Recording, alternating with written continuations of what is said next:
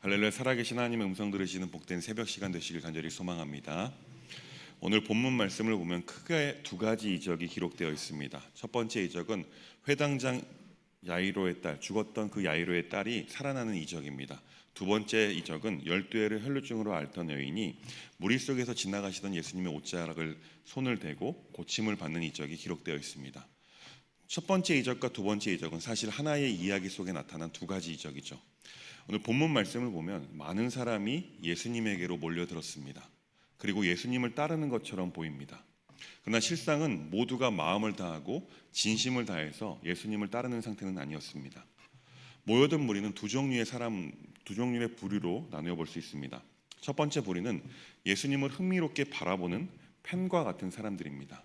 다시 말하면 뭔가 대단한 이적을 일으키시는 분이 온다는 소리에 호기심에 나왔던 사람들, 그리고 온갖 이적을 구경하기에 몰려들었던 구경꾼들이라는 것이죠. 사실 첫 번째 부류인 팬과 같은 사람들도 지금 상태를 보면 예수님을 좋아하고 있습니다. 호기심을 갖고 있습니다. 그런데 이 사람들은요, 상황이 변하면 언제든지 쉽게 떠날 수 있는 사람들이었습니다. 예수님을 위해서 혹은 예수님의 가르침대로 헌신하거나 그 교훈을 따라 살려고 하는 사람들이 아닌 것이죠. 두 번째 부류는 참된 믿음으로 따르는 사람들입니다. 이 두 번째 부류는 아주 극소수입니다. 이 부류는 예수님을 따르는 데 있어서 희생과 헌신을 즐겁게 감수할 줄 아는 사람들이었습니다. 상황이 변해도 이들은 변하거나 떠나지 않습니다. 오늘 본문 말씀을 통해서 팬과 같은 사람과 진정한 믿음 있는 자들을 대조하여서 두 부류의 차이점을 발견하고 나의 현재 믿음의 상태는 어떤지 돌아보는 시간 되길 간절히 소망합니다. 이 팬과 같은 사람과 믿음 있는 자의 첫 번째 다름은요, 팬은 군중 속에 있지만 믿음 있는 자는 군중 속에 머물지 않고 예수님께로 나아간다라는 것입니다. 본문 40절 말씀 보겠습니다. 함께 보겠습니다.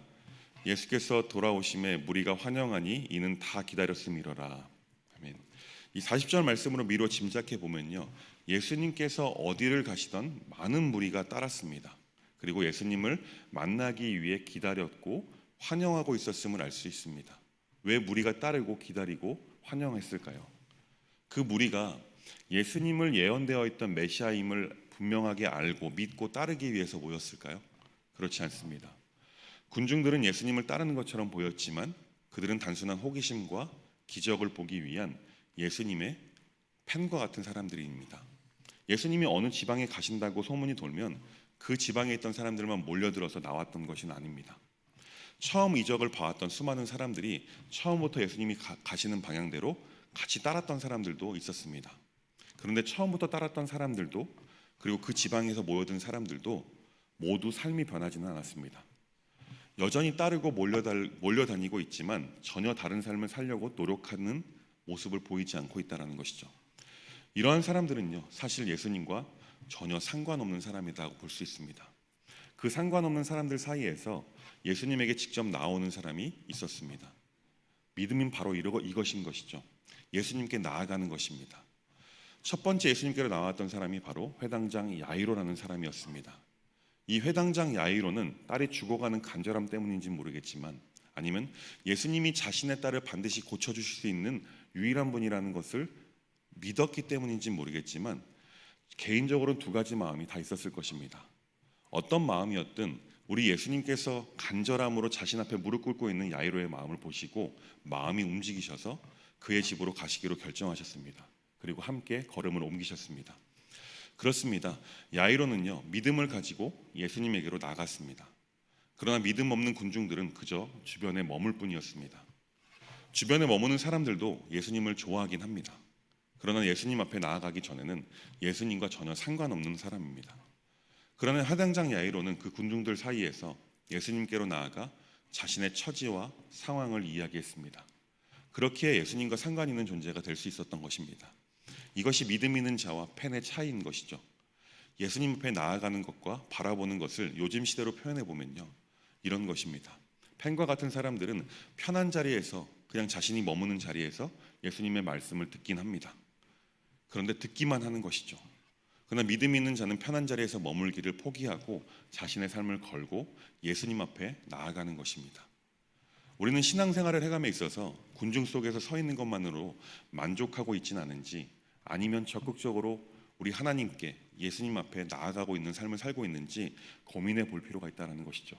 조금 다르게 표현해 보면요, 말씀을 듣고 고개만 끄덕끄덕하며 동의만 하고 있지는 않은지, 혹은 말씀을 듣고 말씀을 삶으로 살아내려고 하는지 점검해 보아야 한다는 것입니다.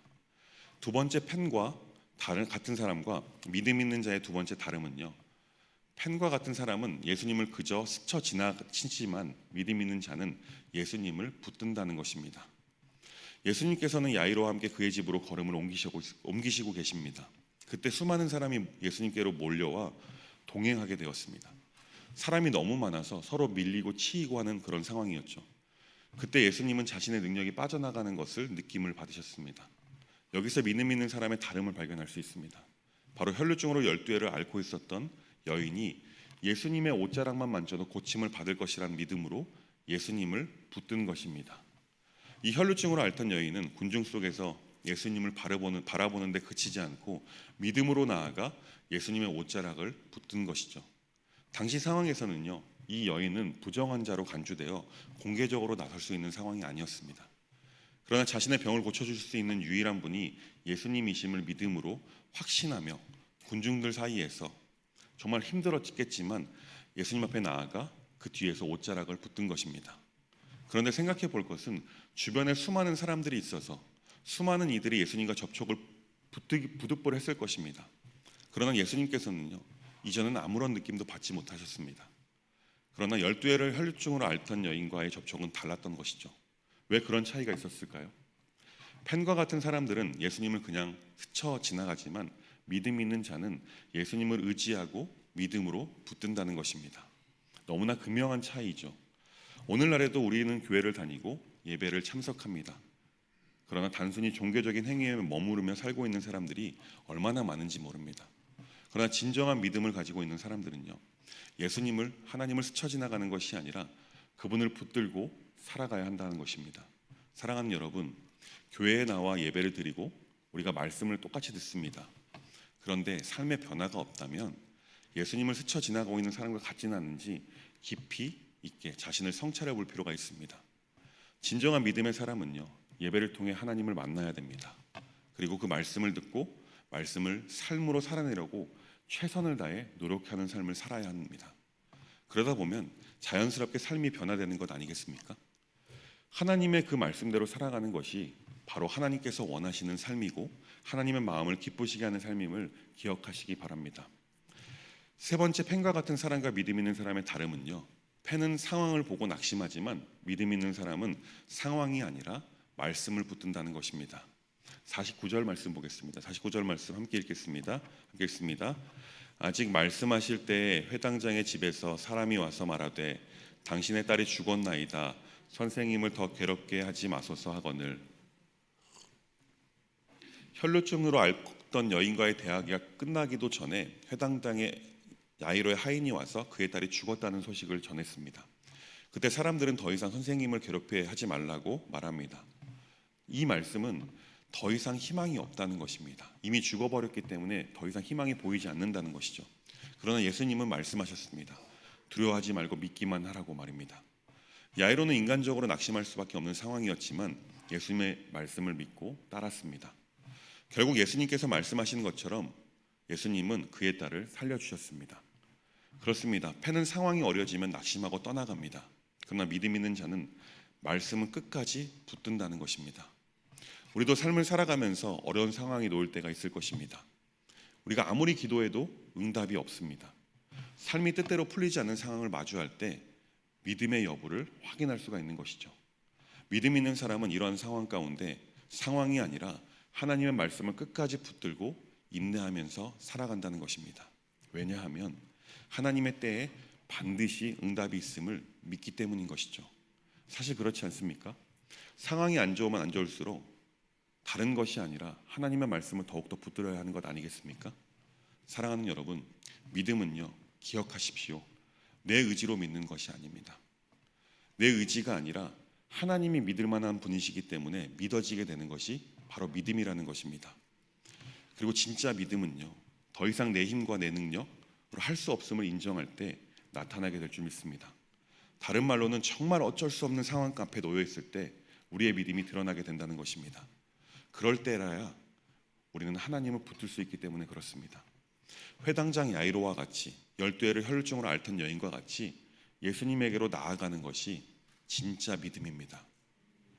믿음이 좋다는 것에 대해서 많은 사람들이 오해합니다. 흔히 말씀을 많이 읽는 것, 아는 것, 기도를 크게 길게 하는 것, 봉사를 많이 하고 헌금을 많이 하는 사람을 향해서 우리는 믿음이 좋다라고 이야기를 하죠. 그런데 어떻습니까? 정말 그런 사람들이 믿음이 좋은 사람들입니까? 아닙니다. 진짜 믿음 좋은 사람은 겸손하게 날마다 하나님 앞에 진실된 마음 가지고 나아가는 사람임을 기억하시기 바랍니다. 사랑하는 성도 여러분, 무리 속에서 나와 하나님의 말씀 앞으로 나아가시기 바랍니다. 그리고 그분을 붙들고 그분의 말씀을 신뢰하며 하나님의 말씀대로 살아가기를 무단히도 노력하는 우리 모두가 될 수 있길 주님의 이름으로 간절히 축원합니다. 기도하겠습니다. 하나님, 우리를 불러주시고 믿음으로 살게 하심에 감사드립니다. 오늘 말씀처럼 군중 속에 머물지 않고 믿음으로 하나님 앞에 진정으로 나아갈 수 있도록 하나님 인도하여 주옵소서. 어려운 상황에 놓여 있을 때 그 상황을 바라보지 않고 낙심하고 낙담하는 것이 아니라 오직 우리의 믿음의 유일한 대상이신 하나님께만 나아가는, 하나님의 말씀을 붙들며 살아가는 우리 모두가 될 수 있도록 인도하여 주옵소서. 예수님의 이름으로 간절히 기도합니다. 아멘.